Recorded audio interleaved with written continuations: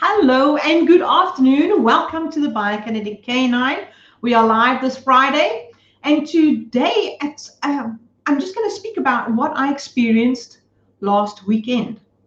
So for me, it was an interesting weekend. I went to some competitions, which is so nice to attend, especially after all of this lockdown nonsense. One was quite a big competition. It was a national event, and the other one was a club event, but quite a well-attended club event. So the competitions that I went to go and watch were an IGP competition, and the other one was a PSA competition. So both of them are protection sports. Of course, I love protection sports, and they really show off the courageousness and power of the dog. So a lot of people they go in there and they are judged by the dog's strength and ability to do the job. Bob, hello, welcome. Awesome to see you here. So I want to talk about just my experiences of what I saw there. And it was quite interesting. So the IGP trial was over 3 days, and the PSA trial was over 2 days. The PSA, or Protection Sports Association, which is an American affiliation, their competitions are obedience and protection work, and the protection work is done either on a full bite suit or a sleeve. Shireen, hello! So nice to have you here.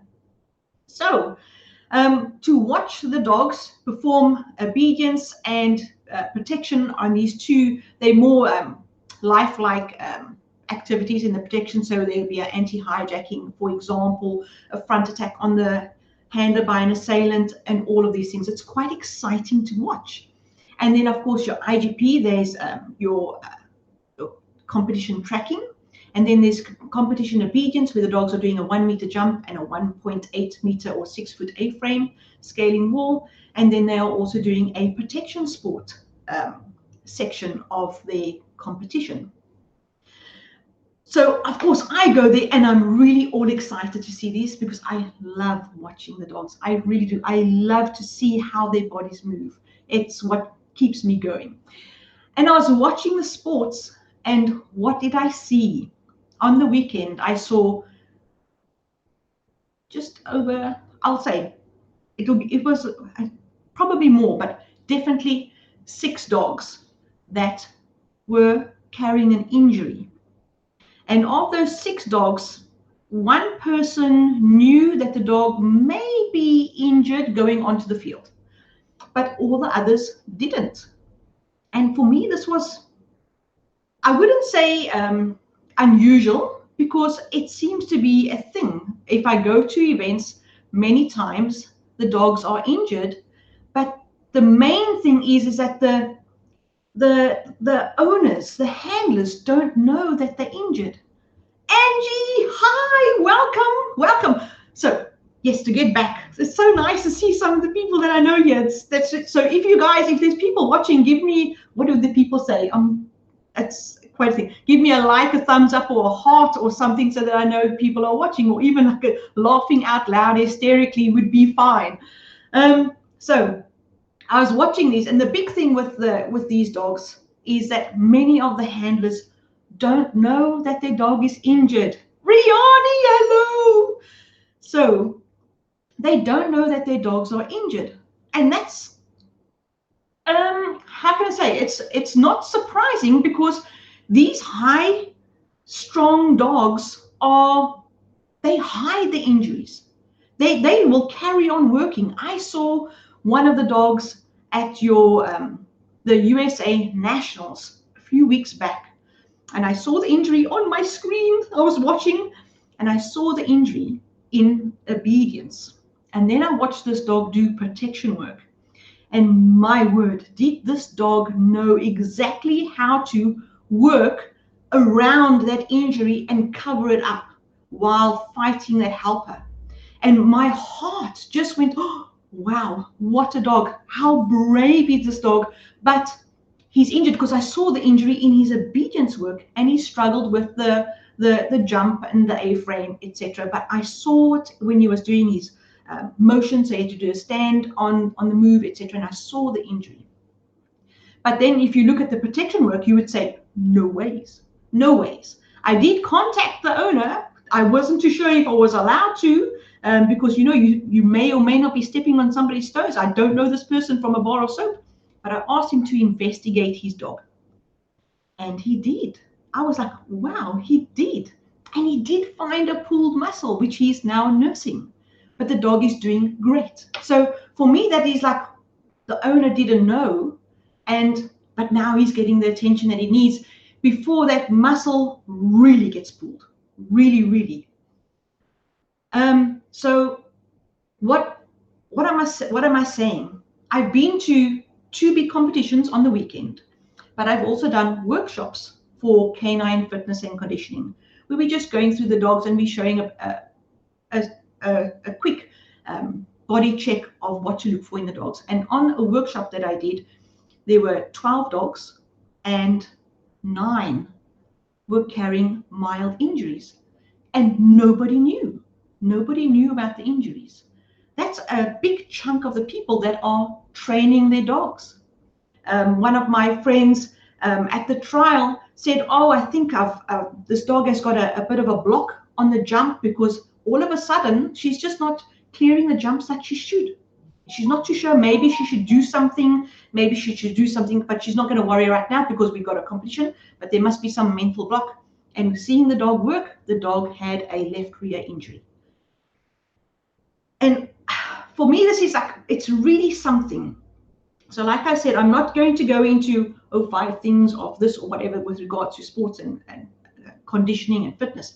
I'm just going to be telling you about what I saw and what I'm experiencing.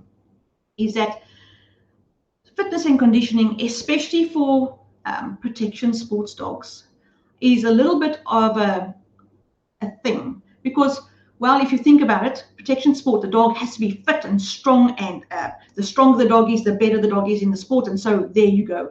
And a lot of the handlers feel, do you know how much I train? I don't need any extra fitness and conditioning. But I will say that, and I've seen it in various sports. I've seen it in IGP, and I'm seeing it also in flyball, and I'm seeing it in different sports.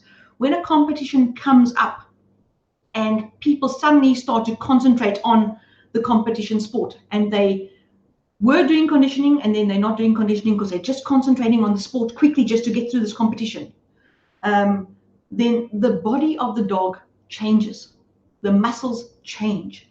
They starts to develop these imbalances because of that repetitive motion of whatever you are training. And those imbalances then crop up a few weeks later if they remain unrecognized. They crop up a little bit later on, and they crop up as an injury or a pulled muscle or a muscle strain, mainly because the body is not in balance. And this is starting to be it's almost like not a regular thing, but it's a normal course of events. And I say this is because of the demands of the sport and how the demands of the sport has changed. If I think when I started dog training in, 30, 40 years ago, when you had to heal the dog, as long as the dog is next to you in the general vicinity, about so much far from your body, then that is awesome healing. But when we look at you wanting your dog to heal with you now and you're entering a competition, the dog's body is in a different shape all the time. The dog is up onto the side. So it's important that we go through And we are, as we do our healing and as we do our sport, we are putting different emphasis on the muscles. So a normal healing gait is not a normal walking gait for a dog. So they are developing muscles for that position, and so their bodies become unbalanced when it comes to the muscle structure of the body. And that's why your conditioning and fitness is so important. So back to the trials. Here were 6 dogs, and the owners didn't know about this discomfort in the dog. So if a dog is on the field and they're getting pushed to perform their sport at a national level competition, I mean, the stakes are really high.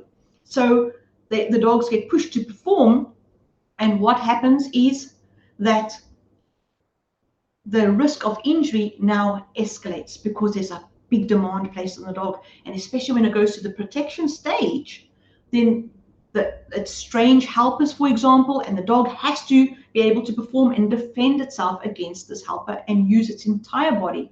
But if there's one portion of the body where that muscle is just that little bit frayed, the possibility of it actually tearing in a trial is that much bigger.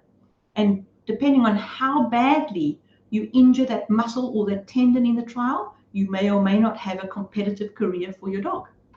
So the thing for me is that where the dogs are, you can be training with your dog all the time, but the more you train in the sport, I find that the more you're putting the dog's body out of balance. And I've seen this. That's the thing. I've seen this in different sports.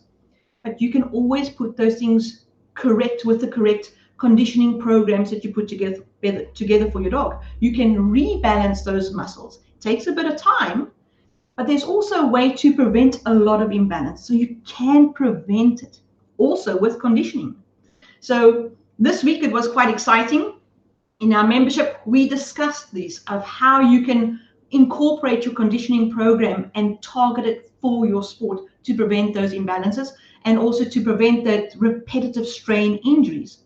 For example, in flyball, the repetitive strain would be that landing on the box to turn, that landing on the box to turn, landing on the box to turn. You are developing imbalances in the body. In IGPs, that constant healing and that 1 meter jump, that big, huge jump. To practice that big, huge jump, you're putting lots of strain on the joints of the dog. And to practice that heel work all the time, walking in a particular manner, you are developing muscle imbalances. And strangely enough, those muscle imbalances are on the exact opposite side of when you have to do protection work with your dog. So all of these things happen when we do sport with a dog.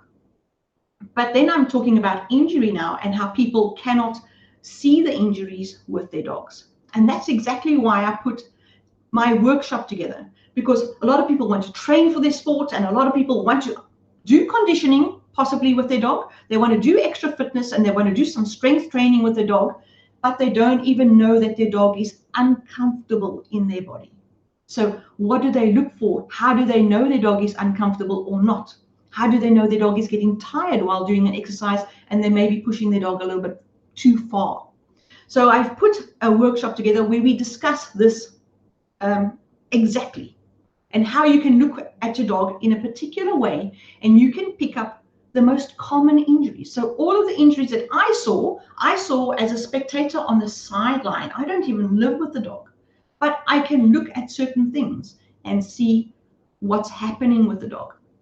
The same thing that you can do, and you are living with the dog, but only if you can see it, if you know what you're looking for. Sometimes you've got such a high drive dog, and these dogs hide their pain, they hide the discomfort because they love working, and that's what they do. So they carry on working for you and they will push themselves to the limit and not know what's going on. So that hidden injury, it's very much like the picture in my screen right now. Can you spot that injury? It's that nail sticking up.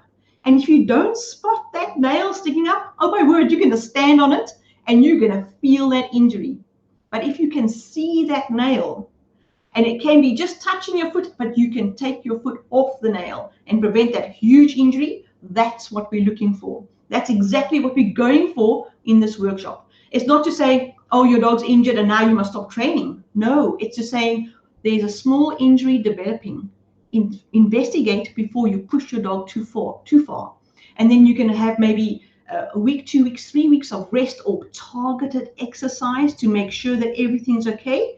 And then you can continue training. Or you're going to notice a muscle imbalance. So you're going to change your training to re-establish balance within those muscles of the dog. And you can continue training. Or you can see, whoa, I'm concentrating on one part of my sport just too much and it's causing these imbalances. I must watch what I'm doing. Or I'm going to be I'm training on a certain particular exercise in my sport too much. Is there any other way I can rather get my dog strong for that section of the sport? So if there's one thing that I do know is that if you repeat a certain circuit of exercise, so say for example, just the box jump for fly ball, or just the jumps for protection work, or obedience rather, or just the escapes in protection work. If you just practice those things, it doesn't make your dog that much stronger. Your dog will be stronger than the average dog, but it will not be really strong to take that helper down. And you want all those areas of the dog to be that strong, to take the helper down, to be able to control their body and pull down in the core and really bring the helper down. Or you want the dog to be able to go for that box jumping fly ball, extend those front legs, land, be able to really lift the back of his body so that he can push off that box and return for the jumps on the return run on the fly ball field. You want that ability where you can actually see, oh my word, the dog is in control of that body, and that control of that body is bringing the helper down, or it's turning that jump, or it's putting power into that dog's body. That's what you want to see. But you can only get that power if you specifically target the strength areas in your dog. And you need to find out what areas of your dog through genetics or pure structure that are weak, so that you can actually make stronger, and also what areas in your dog is putting extra demand on just by way of the sport that you're doing. And if you know those areas, you can then target those areas to make them stronger and protect them and protect the integrity of the whole body. So those are the things that I saw at these two competitions. And the PSA competition, it was young dogs. They were doing their PSC, so just their certification, their entry-level trial, and some dogs were doing their PSA 1. They still had to do PSA 2 and 3. But the demands of the sport placed on those dogs, and there were already some dogs that were injured. If you don't sort those injuries or those niggles out in the body now, then you are going to definitely see them before you get your PSA 3. And you don't want that. You don't want an awesome career because there were some fine dogs there. There were some really good dogs. And you don't want that wonderful career that you've got, those goals in your head. You don't want those cut short too early because of an injury that you didn't see. It happened to me. It happened to me, and it's so avoidable. So the same with the IGP dogs that I saw on the weekend. Some really good dogs, strong dogs. There was one guy in IGP 1. Oh my word, the dog it was something to see. He was a lovely, strong, obvious male on the field, and he can go far. But there were other dogs there too with front and rear injuries. And you don't want that career cut short just because you didn't pick them up soon enough. So for you to be able to spot them so that you can take proactive action and not reactive after having to go to rehab. Accidents happen, they happen all the time, but most of them can be avoided if you are able to target your dog with proper strength and protective training techniques so that they are more aware of their body. That's what you want, that awareness of their body. So if you're interested in learning about these things and how you can pick up the real common injuries, I actually saw two people that were in this workshop at the trial. One was a spectator and one was a competitor. That dog was perfectly fine. But if you want to learn about how you can see these things in your dog before they become a big issue, You want to see them as, when they do crop up, you want to see them before they become a hindrance and something that cuts your sport down. Then please come and have a look at our workshop. It's a Body Checks for Injury workshop, and it's something, I saw it at the trials this weekend. I saw it at nationals 2 years ago when we had nationals. I saw a rear end of a dog that was compromised. He was actually going to be going to Worlds and didn't make it go to Worlds because of this injury. So see what you can do and how you can look at your dog with a different set of eyes. It really wakes you up to your own dog and your dog's body, and it's nice to have that green light to go and train every time you see your dog. Even now, if I look at our dog here at home and I see every time she lies down, and she's lying down so perfectly and beautiful, I smile as I walk past. I smile at this dog and I go, oh wow, you look so cool, and she's just lying with a toy. So it's that feeling of, oh wow. And if there is something wrong, it's small. You can pick it up immediately because you understand what your dog looks like and what they're supposed to look like. So if you want to have a look, let me just put this in the screen so that you can have a see. That is the page. It's part of the site that you can look at. There's a picture. You can see how I'm looking and how you can see imbalances. This is just from competitive obedience. But it is a Body Checks for Injury. It's how you can prevent an injury if you know what it looks like. If you don't know what it looks like and you don't know that your dog's injured, that injury is going to mushroom and it's going to come out in a bad way. You don't want that. Angie, you said, oh, great. Yes, Angie attended the workshop and she says it was great information. I'm so glad that you enjoyed it. But it's easy to understand, and it's things that you can do easily with your dogs. Thanks, Angie. I'm so glad that you liked it. You can easily check with your dogs and you can be proactive with them. So today's show is just about what I saw, and I don't want that to happen to anybody that I know because it happened to me, and you can prevent it. So if you just go and look at our Body Checks for Injury workshop, you can go onto my Facebook page. It is right there. You can go just look under the workshops and go take a look at it. My website's name is thebiokinetick9.com. If you have any questions about it, put it in the comments. I'm happy to answer you. Or you can have it, send me a private message and I'll 100% give you an answer. Maureen, yes, you were there too. I'm so glad you enjoyed it. She's also saying that the workshop was great. I'm wanting it to be easily accessible for you so you can see your dog. That's the whole goal. There's the last thing that anybody wants to see is a dog that is limping, or that is, by the time there's a limp, it's a bad injury, especially for these dogs. They're so strong. They are so strong. And by the time they are limping, it's really bad. But you can prevent it before it even gets there. So go take a look. Go to the biokinetick9.com. Go and look out. Take a look at our Body Checks for Injuries workshop.